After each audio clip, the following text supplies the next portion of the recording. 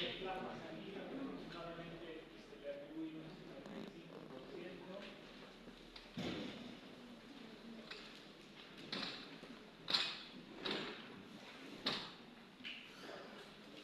Ya los demás componentes, como ser los componentes celulares, como los leucocitos, plaquetas, linfocitos, 45%.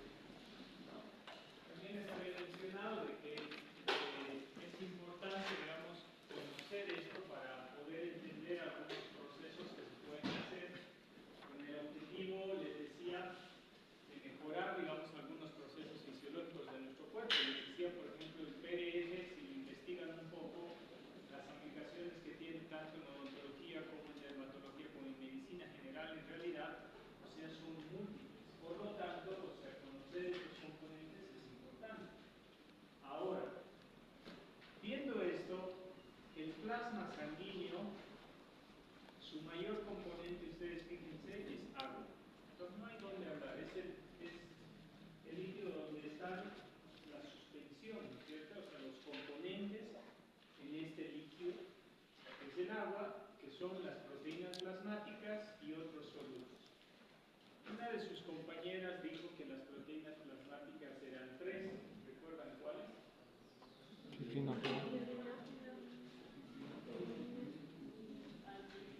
Albumina y globulina. Perfecto. Entonces ocupan el 7%. Y dentro de otros solutos, ¿qué se les ocurre a ustedes? ¿A qué se denominará otros solutos?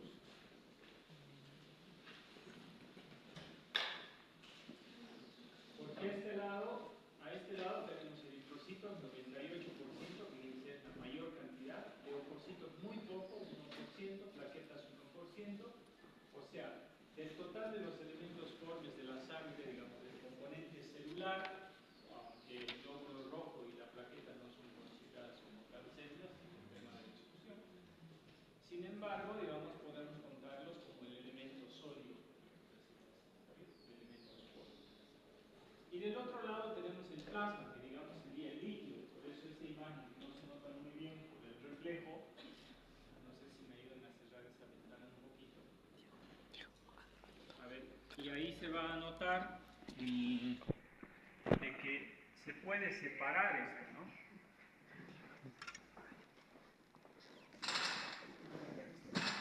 Se puede cerrar un poquito. A ver si se nota. Ahí está bien.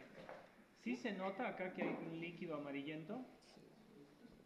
Y todo lo que está acá abajo es glóbulos rojos. Entonces, hay un proceso que lo vamos a hacer en la parte práctica. Eso vamos a hacer nosotros. Esto es lo que hacemos con los chicos. Lo vamos a hacer en la parte práctica y vamos a separar los glóbulos rojos, que son el 98%, junto con las plaquetas, que son muy poquitas, y los leucocitos también, que se ve una línea muy delgada. Pero el líquido amarillo, entonces, donde están suspendidos los elementos o los solutos, ¿qué creen que se encuentra ahí? Proteínas plasmáticas hemos dicho, albúmina, globulina y fibrinosa. Pero como otros solutos, ¿qué creen que hay en la sangre? ¿Recuerdan eso de histología? A ver lo que se les ocurra. ¿Qué hay? ¿Ah? Ya, gases. O sea, el dióxido de carbono y el oxígeno. Listo, ya está. ¿Qué más hay? ¿Qué otras moléculas más hay? Desechos del organismo. ¿Por qué? Porque se eliminan. Bien. ¿Qué más hay? Nutrientes. Importantes. ¿Cómo? Nutrientes. Nutrientes, digamos. Como la glucosa, aminoácidos. Bien. ¿Qué más? Lípidos. ¿Ya? ¿Qué más creen que hay en la sangre? O en los líquidos de nuestro cuerpo. Ah, no se pescado. Pregunta de examen. Que se hacía nota. No, no es esa pregunta tan fácil. ¿No? ¿Qué otros no? ¿Habrá electrolitos? ¿Y por qué se llaman electrolitos? ¿O qué otro nombre reciben los electrolitos? Anímense a equivocarse, chicos. Para eso están aquí. ¿Quién me dice un ejemplo de un electrolito? Ya, sodio, bien. Potasio, muy bien. ¿Ve? Mi deber de mí es de que la información que tienen del año pasado, ahora para llevarlo a largo plazo, es que sus neuronas vuelvan a hacer sinapsis y recuerden. ¿Sí? Entonces, ¿qué electrolitos más tenemos? Ya han dicho sodio, potasio. ¿Qué más hay? Zinc, bueno, no es un electrolito. Hierro. Hierro tampoco es un electrolito, pero sí, o sea, es válido. Es válido. Hay hierro. ¿Cómo? Fosfatos, también hay fosfatos. Calcio.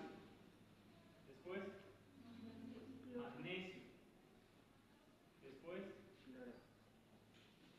algo que rige el pH. Hidrógeno. ¿Cuáles de ellos tendrán carga positiva y cuáles de ellos tendrán carga negativa?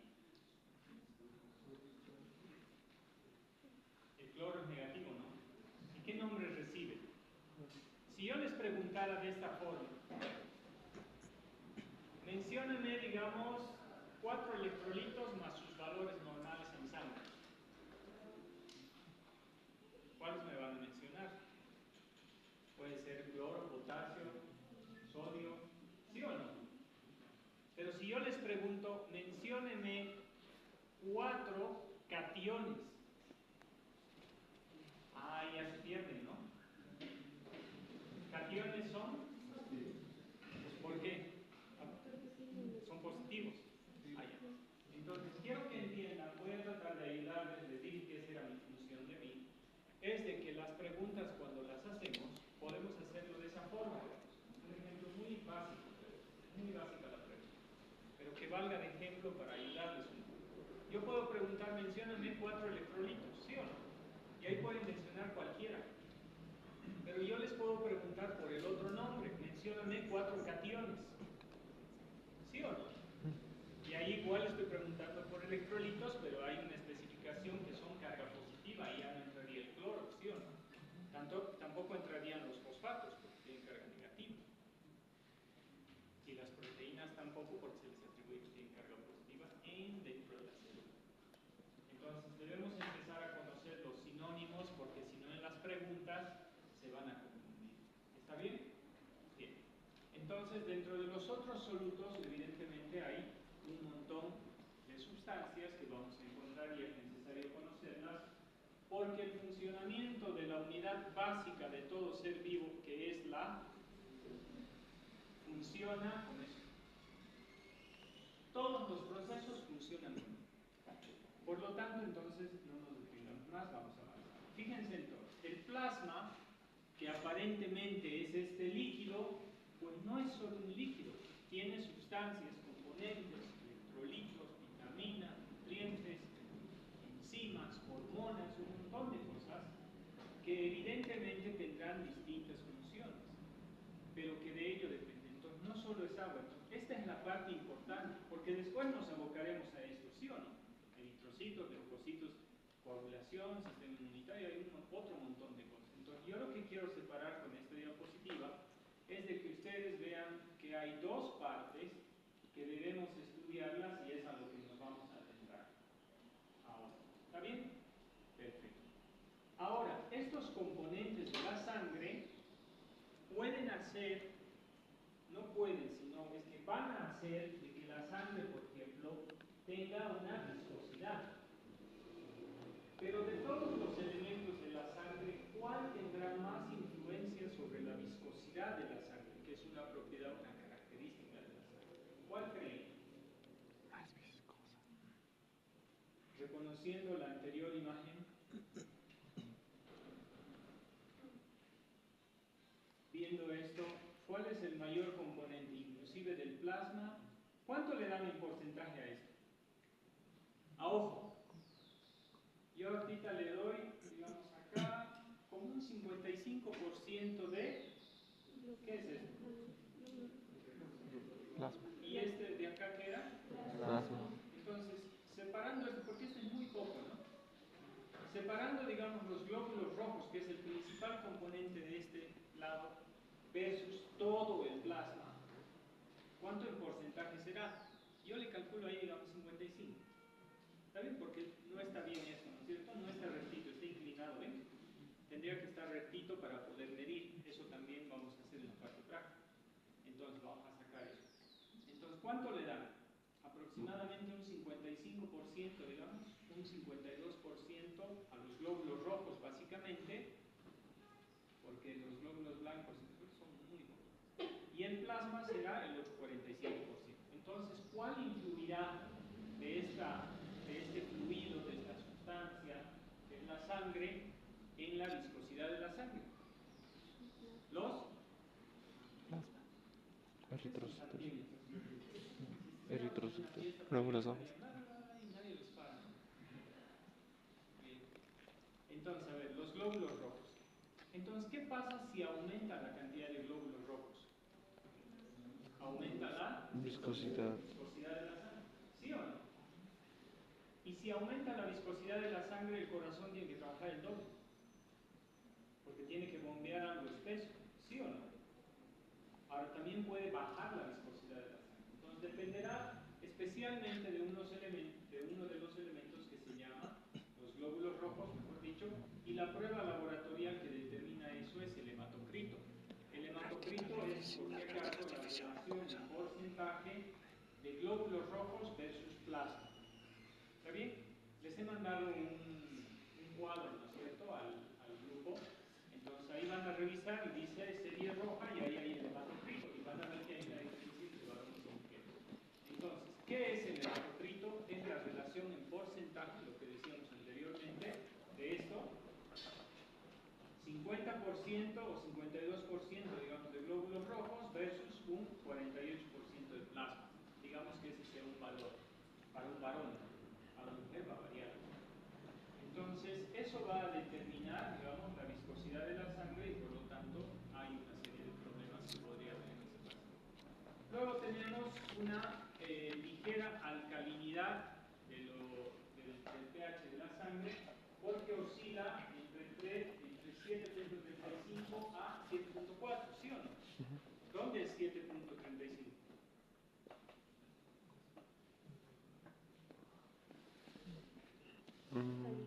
¿Ah? No. Está bien. O sea, el 7.4, 7.35 es ligeramente alcalino. ¿Cuál es el neutro? 7. ¿No ven? Entonces 7.4 es alcalino, ¿no? Ligeramente alcalino. Bien. ¿Quién determinaba el pH? El hidrógeno. Bien.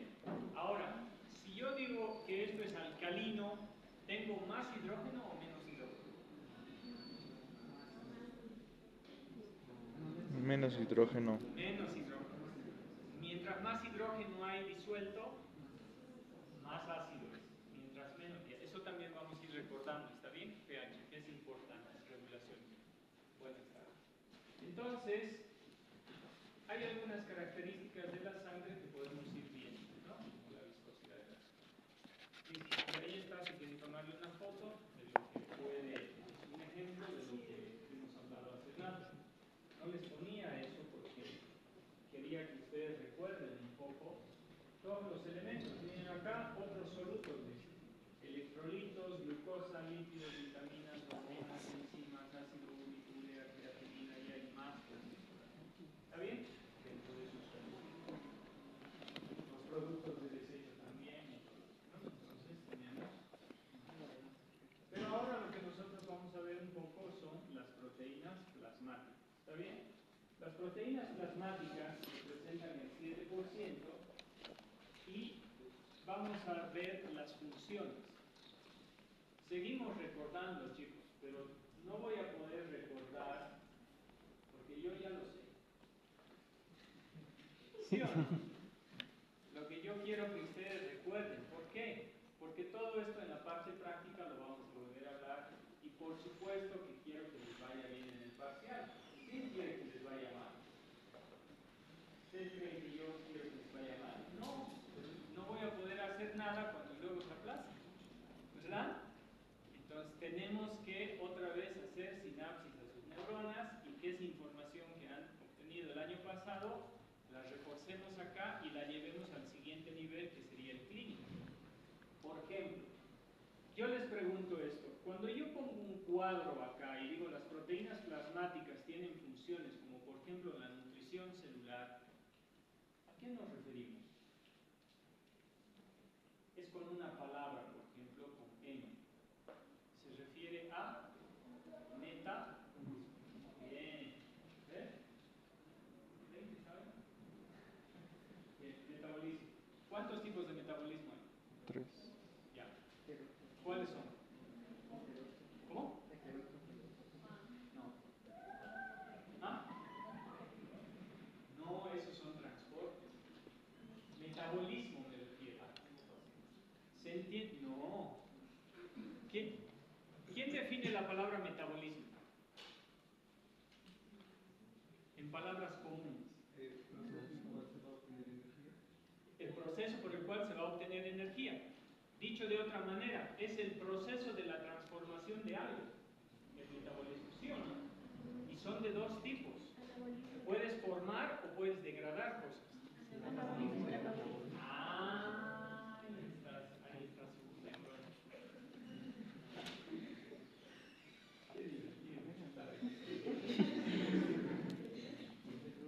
Entonces, ahora sí recordaron el metabolismo. Entonces son anabolismo y catabolismo. Bien, si yo digo que vamos a nutrir a la célula, ¿qué tipo de proceso que ya hemos mencionado él dice vamos a obtener energía? ¿A través de qué nosotros obtenemos energía? ¿Recuerdan que la sangre tiene la función de transporte? Y alguien lo dijo, ya vamos a transportar nutrientes. ¿Está bien? ¿Qué tipos de nutrientes tenemos? Consumimos nosotros en el día a día. Carbohidratos. Lípidos. Grasas, que son los lípidos. Proteínas. Vitaminas y minerales que vienen de lo demás. ¿No es cierto? Y líquido. Eso es de lo que deberíamos consumir. ¿Está bien? Perfecto. Entonces, todo carbohidrato que consumimos nosotros, por ejemplo, es las verduras, las frutas, el arroz, la papa, todo es carbohidrato, ¿sí o no? Básicamente todo es carbohidrato, excepto la carne que es proteína. Perfecto. Los carbohidratos en sangre tienen que transformarse en glucosa. Ahí está. Bien. Ahora pregunta, ¿dónde es el centro energético de la célula? Mitocondria. La mitocondria. Siguiente pregunta. ¿Qué utiliza la mitocondria para producir o generar energía? Ciclo de Krebs. No. El ATP es ya la energía. Ciclo de Krebs. ¿Sí o no? Ciclo de Krebs. ¿Ah? Ciclo de Krebs. A ver, quiero que se entienda. Ah, con razón ustedes se aplazan en el examen porque no entienden la pregunta. A ver, mire, el ATP ya es la energía. El ciclo de Krebs es el proceso por el cual se va a formar la energía. Yo lo que estoy preguntando es, ¿qué necesitas tú para producir la energía? O sea, los componentes. ¿Ah? Glucosa. Cosas básicas estamos viendo, ¿eh? Ya. ¿Y la glucosa de dónde sale? De los hidratos de carbono. Pero la mitocondria necesita algo más para su metabolismo celular. Acetilco A. Ya. Glucosa. Acetilco A. No. No. Los productos para formar ATP. ¿Solo glucosa? Fósforo. Ya. Lípidos o ácidos grasos, ¿sí? Aminoácidos, ya, que están en los aminoácidos forman proteínas. Entonces, proteínas. Y después, el proceso puede ser aerobio o anaerobio. Aerobio. Tiene que ser. Entonces, ¿qué necesitas? Oxígeno. Listo, ya está. Entonces, ¿qué necesitas tú dentro de las funciones de las proteínas? Pues dice la nutrición celular. Pues no solamente las proteínas van a ser utilizadas para la transformación y la generación de ATP, sino es que algunas de las proteínas son transportadoras y además ayudan a pasar a través de las membranas, y ahí vamos a hablar de transporte activo, pasivo, cotransporte, expositor, ¿no es cierto? Todos los procesos de transporte. Por lo tanto, entonces, cuando nosotros mencionamos acá nutrición celular, es fácil decir que las proteínas cumplen una función de pero cuando la desmenuzamos en todos los componentes que conlleva la nutrición celular, pues estamos viendo que es compleja, ¿sí o no? Porque solo hemos hablado de lo general. Si habláramos del ciclo de Krebs, del ciclo biológico que se da en la membrana externa e interna, de la mitocondria y de todo el proceso que da, se puede decir, con oxígeno, ¿qué pasa cuando no tienes oxígeno y todo eso? Entonces ya se complica la cosa, ¿sí o no? Entonces, ¿a qué quiero llegar? A que cuando nosotros colocamos una palabra acá, no es que la tienen que repetir de memoria, sino es que la debemos comprender a qué se refiere la nutrición celular. Comprendiendo desde metabolismo, comprendiendo de qué es lo que utilizas para ese proceso y todo lo que hemos hablado. ¿Se entiende? Bueno, el transporte específico e inespecífico, por supuesto que también conlleva a la pregunta de decir, ¿por qué será específico o inespecífico? Es inespecífico todas aquellas sustancias que están disueltas, digamos que pueden transportarse libremente. ¿Está bien? El oxígeno, por ejemplo. El oxígeno puede estar disuelto. ¿Y qué quiere decir? El oxígeno puede estar libre en sangre. Pero hay una parte que es de ese oxígeno que está fijado a una célula, bueno, que no es célula, al eritrocito, ¿no es cierto? A través de la hemoglobina, ¿sí o no? Entonces yo tengo un transporte de oxígeno disuelto que no es específico, que se va, pero hay otro que está, el glóbulo rojo está agarrando el oxígeno, ¿sí o no? A través de la hemoglobina. A eso se refiere, por ejemplo, el transporte que puede ser específico y inespecífico. Ejemplo, ¿dónde muere el eritrocito? En el vaso, en el vaso. ¿Cuánto tiempo de vida tiene el eritrocito? 120. Bien, si vive una vida feliz, vive bien 120 días, ¿sí o no? ¿Ya? Porque después puede morir en cualquier momento. Pregunta, ¿qué pasa cuando muere el glóbulo rojo? ¿Ah? No. ¿Los blancos se lo comen? Ya, pero ¿cuál es la parte más importante para nuestro organismo? Solamente quiero ver, a ver si logramos ver. Les explico cómo. Si un eritrocito vive 120 días y tú tienes 5 millones de eritrocitos, ¿cuánto debe producir por día la fábrica de eritrocitos? Y te has puesto a pensar que la fábrica de... ¿Dónde es la fábrica de eritrocitos? Médula Ósea. Roja. Bien. ¿De huesos? Largos. Largos, planos. Columna vertebral, pues el que no son largos y planos. Ya. Bien. La fábrica necesita componentes para formar eritrocitos, por ejemplo. ¿Sí o no? Ya. Cuando un eritrocito muere, la parte más importante para la función del eritrocito, que es transporte de oxígeno, es formar hemoglobina. ¿Sí o no? Porque si no tiene hemoglobina, estamos chao. Porque la hemoglobina, es un proceso químico que lo vamos a ver en otras clases, es el que transporta el oxígeno. ¿Sí? Pero para formar hemoglobina necesitas hierro. ¿Sí o no? Pregunta, ¿ustedes creen que consumen todo el hierro necesario para mantener 5 millones de glóbulos rojos día a día? No. No, pues ustedes toman Coca-Cola y pollo con papas fritas. ¿De dónde Está va a más salir el honesto. hierro? ¿Pero sí o no? Sí. Bueno, me incluyo yo porque a mí también me gusta.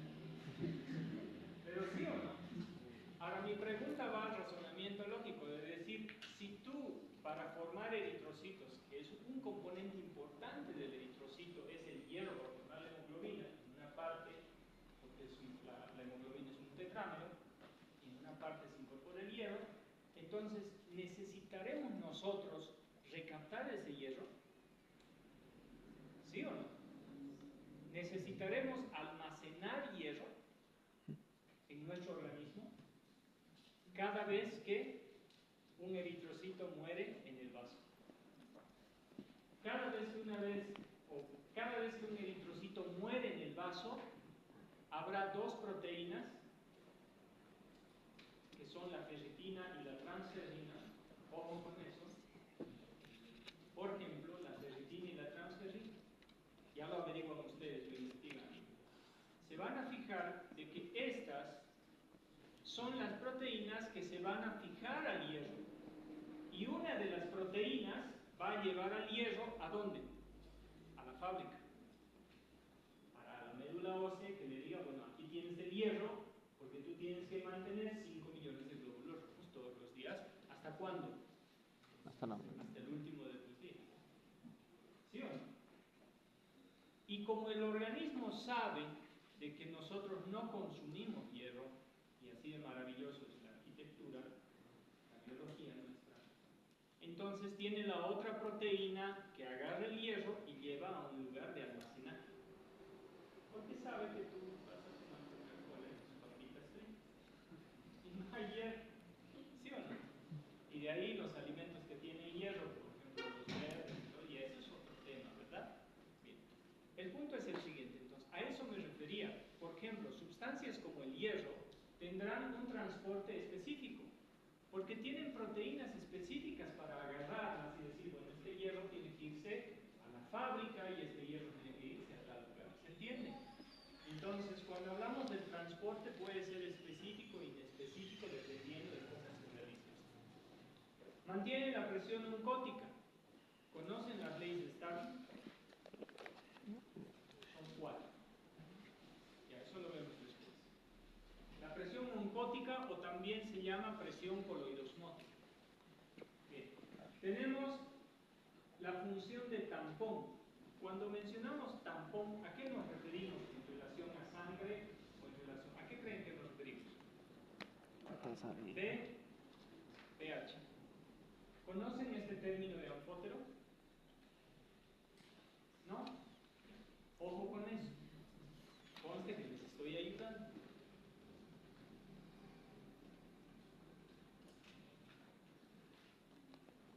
Una sustancia, en la sangre nosotros tenemos sustancias que se denominan anfóteras. Estas sustancias que se denominan anfóteras tienen una capacidad, por eso se llaman anfóteras. Tienen la capacidad de fijar hidrógeno o liberar hidrógeno. Pregunta: si tú fijas hidrógeno, ¿haces que la sangre se vuelva más ácida o más alcalina? Más alcalina, porque te lo estás agarrando al hidrógeno. ¿Está bien? Pero si tú liberas mucho hidrógeno, vas a hacer que se vuelva más ácida. ¿Sí o no?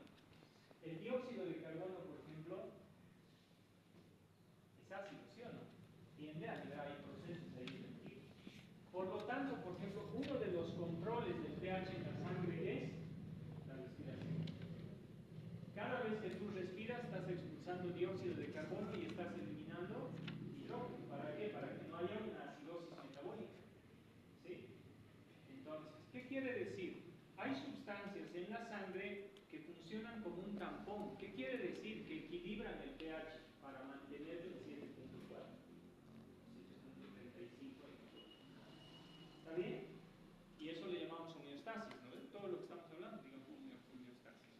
Y el anfótero quiere decir que ese equilibrio se da gracias a que estas sustancias tienen la capacidad que si están notando que la sangre se está tornando ácida, pues la va a alcalinizar haciendo unos procesos para quitar el hidrógeno. Y cuando se está volviendo muy alcalina, tampoco le gusta. Entonces suelta a través de procesos hidrógeno para que ahí se controle el pH. ¿Sí o no? El bicarbonato es otro que controla el pH a través de la alimentación de la excreción renal.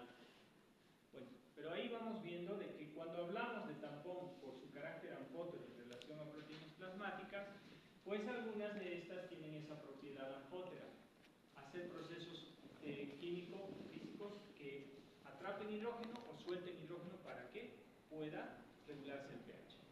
Listo. Protección contra hemorragias. ¿Gracias a qué se da la protección contra hemorragias? Al La coagulación. Bien, uno, las plaquetas. Pero como estamos hablando de proteínas, la plaqueta no es una proteína. ¿La cual? Sí, pero la trombina ya es el siguiente paso. ¿Globulina? La protrombina y el fibrinógeno. Exacto. Entonces, el fibrinógeno es una proteína plasmática, por lo tanto funciona, y además tenemos el plasminógeno, tenemos la protrombina y tenemos compuestos que ayudan. Entonces, Esa es la forma en la que yo les sugiero que ustedes estudien un poco, ¿está bien? ¿Para qué? Para que puedan comprender, digamos, el tema. ¿Está bien? Ya les he dado los. De las proteínas plasmáticas, entonces, tenemos a la albúmina. Esta albúmina, como menciona ahí, esto le puedo tomar una foto igual, si no, deberían ayudarse entre ustedes, ¿no? Colaborarse un poco para entender esto. Porque esto está en los textos. Pues, pero si se fijan, miren, la albúmina dice aproximadamente tenemos en sangre 4.5 gramos por decilitro. La albúmina del 100% de las proteínas representa, como dice ahí, el 60%. ¿Sí? ¿Y qué transporta? Fíjense, la albúmina ayuda a transportar lípidos, hormonas, esteroides, participan en la presión coloidosmótica, a la cual se le atribuye el 75 al 80% de la presión coloidosmótica. Más adelante vamos a hablar de presiones y ahí van a entender esto. ¿Está bien? Otra de las proteínas, las globulinas. Fíjense, 2.5 gramos por decilitro representan el 35% del total de proteínas. O sea que este 7% lo convertimos en 100% y decimos que el 60% son albúminas, globulinas serán un 35%. Fíjense que las globulinas también transportan iones, compuestos iónicos, lípidos, hormonas y tienen función inmunitaria, gracias a que se dividen en subgrupos, que también vamos a ver más adelante. Y por último tenemos la otra proteína plasmática, que es la principal de la cascada de coagulación, que sería el fibrinógeno, ¿no? 4.5 gramos por decilitro y representa el 4%. En total hacen un 100%. Pues ahí tenemos las tres proteínas plasmáticas, la albúmina, las globulinas y el fibrinógeno. ¿Está bien? Veamos un poco. ¿Dónde se forman estas proteínas plasmáticas? La gran mayoría se forma en el hígado. ¿Está bien? Entonces, 12 gramos aproximadamente de la albúmina al día se forman, representa el 60%, como ya habíamos dicho. Algunas características, esto no es muy importante para mí personalmente, ¿no? Pero son datos que, bueno, se tienen que mencionar. El peso molecular, por ejemplo, yo no preguntaría peso molecular. ¿Cuánto de peso molecular tiene la albúmina? ¿Qué sentido tiene esa pregunta? Las preguntas van dirigidas más bien a la aplicación clínica, ¿sí? A lo que sea relevante para ustedes. Alguna que otra pregunta, por supuesto, como no hay muchas, se sabe de eso, pero la mayoría de las preguntas siempre tienen que tener un objetivo, pero esto es de conocimiento, ¿no? Forma elipsoidal. ¿Qué sentido tiene que sepas? Tiene forma elipsoidal. Solo de conocimiento. Eso sí se puede ir. ¿Han visto, cómo se llama eso? Intensamente. Pero no todo, ¿no? Bien. Bueno, entonces, esto sí es importante. El peso molecular bajo, esto es importante. La albúmina representa o se le atribuye entre el 75 y el 80% de la presión coloidosmótica. Eso es importante. ¿Por qué? Porque todos los procesos, por ejemplo, de cicatrización, de nutrición, se debe a este tipo de presiones y a las leyes de Starling. De hecho, por ejemplo, ustedes saben que una herida se puede necrosar, ¿verdad? ¿Sí o no? Pueden morir. ¿Por qué? Por los capilares sanguíneos. Hay en algunos pacientes, por ejemplo, diabéticos, donde la diabetes tiene tres alteraciones a largo plazo: la microangiopatía diabética, la neuropatía diabética, la retinopatía diabética y la nefropatía diabética. ¿Sí? Bien, entonces, todas estas alteraciones en un paciente diabético se da porque una sola célula falla. El problema es de que los vasos sanguíneos sufren una alteración. Se produce un engrosamiento de la membrana basal, se produce un engrosamiento de la membrana basal y los procesos de paso del capilar hacia una herida, por ejemplo, se ven alterados. ¿Y qué necesita una herida para cicatrizar? Sangre. Si eso no está recibiendo sangre, se empieza a necrosar. Y todos los procesos que estén inmiscuidos en ese tipo de transportes para nutrir un lugar y producir la cicatrización, por ejemplo, tiene que ver.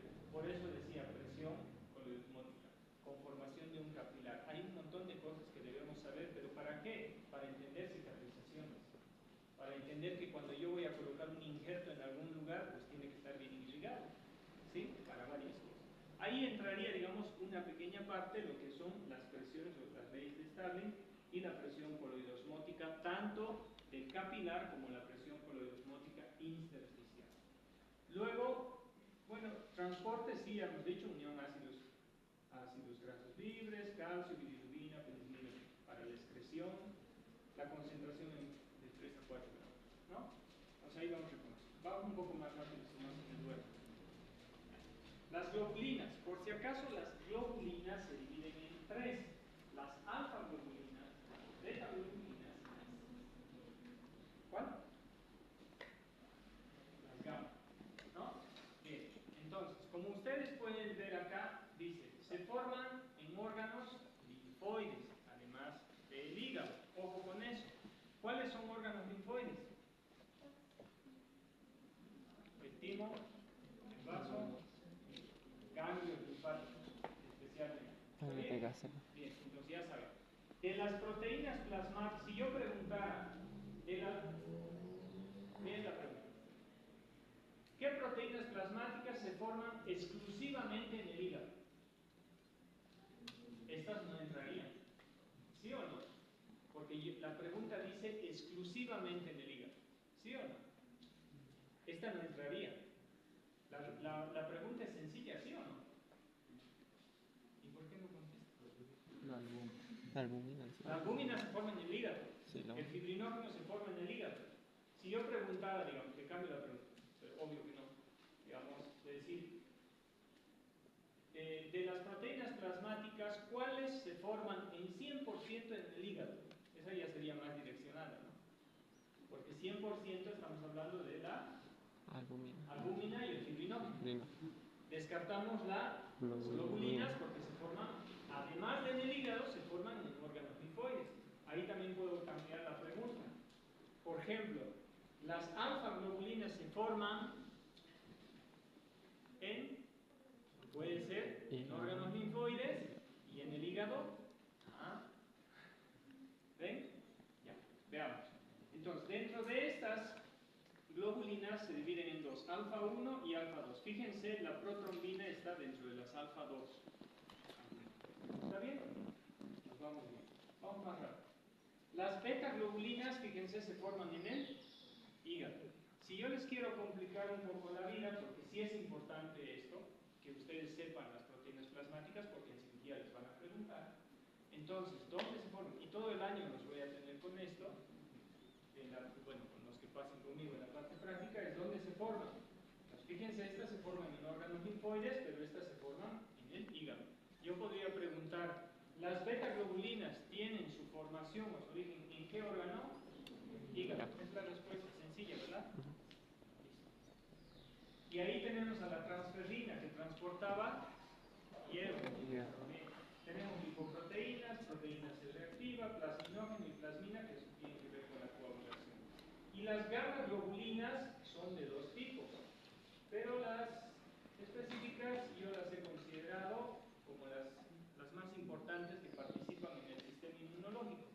Entonces, si yo preguntara qué globulinas tienen función inmunitaria, las gamma-globulinas, ¿sí? Específicas, las inmunoglobulina A, la G, la N, la E y la B, ¿sí o no? Estas gamma-globulinas son formadas o producidas por, esto lo puse así porque en muchos de los textos que van a encontrar dicen linfocitos B. Esta es una mentira didáctica. ¿Por qué? Porque el linfocito B tiene que activarse y cuando se activa se forma en linfocito B de memoria y el linfocito, mejor dicho, en célula plasmática.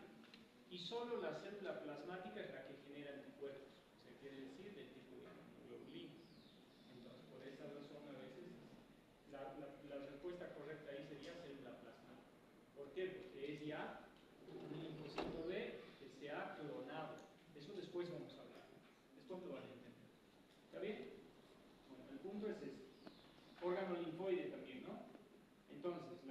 globulinas y las alfa globulinas se forman en órganos linfoides y las beta globulinas en el hígado. ¿Está bien? Por esa razón que todas las globulinas se forman unas en el hígado y otras en órganos linfoides. Listo. Voy a hacer un ejemplo de... Bien.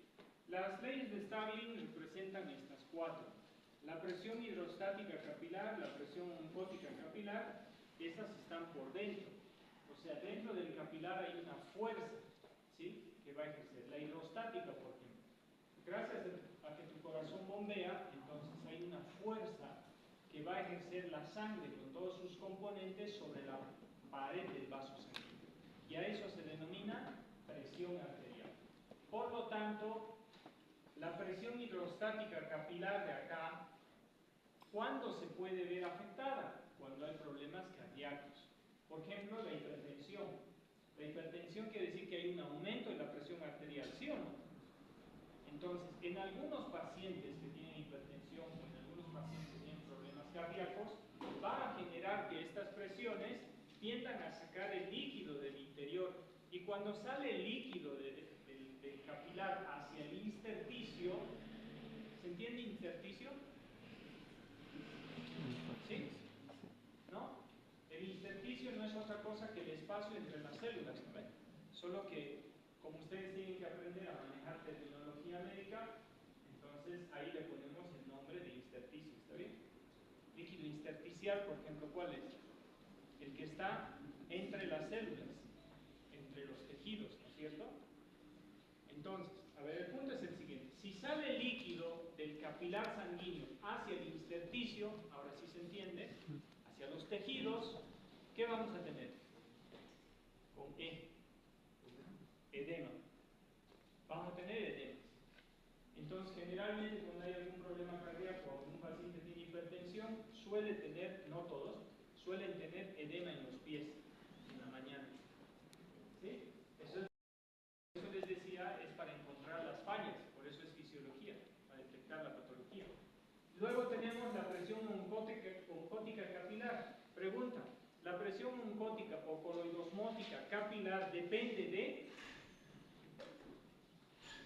Ya estamos preparándonos para el examen. Hace rato había una imagen ahí que decía, representa el 75 al 80%. ¿Qué proteína plasmática era? La albúmina, bien, usted va a probar. ¿Sí o no? Entonces, ¿quién determina la presión oncótica o coloidosmótica capilar? Las proteínas plasmáticas, en su mayor parte. Los electrolitos muy poco. Pero la mayor en la presión coloidosmótica va a ser la albúmina, la que va a ejercer. ¿Está bien? ¿Y qué pasa si yo tengo menor cantidad de proteínas? Por ejemplo, les doy un ejemplo. ¿Dónde se forman las proteínas? ¿La albúmina? Hígado. Si tú tienes una insuficiencia hepática, puede haber deficiencia de proteínas, ¿sí o no? ¿Qué pasará si no hay proteínas como la albúmina? La presión coloidosmótica o oncótica quiere decir que las proteínas que están dentro hacen que el líquido pueda entrar y haya un equilibrio, o sea, atraen por ósmosis. ¿Recuerdan eso? ¿Han llevado ósmosis en bioquímica? ¿Sí? ¿No? Bien. Entonces, atraen. Pregunta, ¿qué pasa si las proteínas plasmáticas descienden? O sea, quiere decir, son muy pocas. No hay ese 60%, está con un 30%. Quiere decir que no va a poder atraer líquido. El líquido se va a salir. ¿Y qué va a generar? Edema. Entonces, si tú tienes un problema hepático, también puede haber edema. ¿Sí? Bien. Si hay una falla renal y está dejando escapar a las proteínas, porque ustedes saben que toda la circulación pasa por el riñón para ser filtrado, ¿sí o no?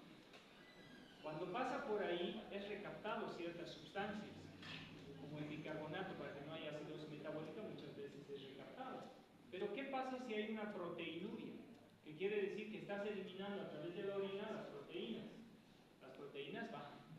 Y eso también va a llevar a que haya una deficiencia. Por lo tanto, ¿qué vas a tener? Problema hepático, problema renal, edema. ¿Sí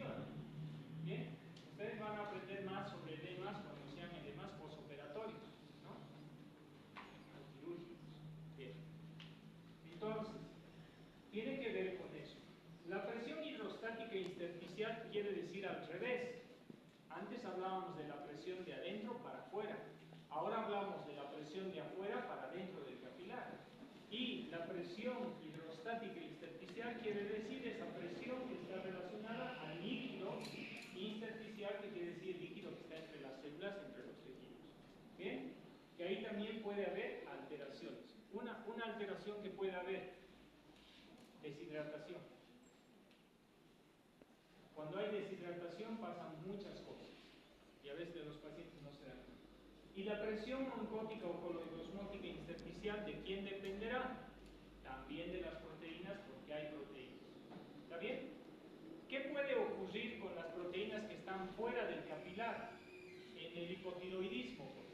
El hipotiroidismo tiene un problema. No degrada las proteínas viejas y no se eliminan, se quedan acumuladas. Mientras más proteínas hay fuera del vaso sanguíneo, o sea, del capilar, más líquido atrae hacia afuera. ¿Qué va a haber? Edema. Todo eso lleva edema. ¿Está bien? Bueno, perfecto. Entonces esto lo vamos a ver un poco más de detalle en la parte práctica. A ustedes les va a tocar exponer esto. Muy bien. Vamos a avanzar. 5 minutos más y terminamos, por favor. Tenemos, dentro de otros solutos, tenemos a los electrolitos que ustedes ya les han mencionado: sodio, potasio, cloro, hidrógeno, calcio, bicarbonato es esenciales para la actividad celular. Sorpresa, todo funciona con esto. Todo. Tu sistema nervioso manda señales eléctricas, ¿sí o no? Ustedes, aunque ya no me están atendiendo, porque después de media hora ya están.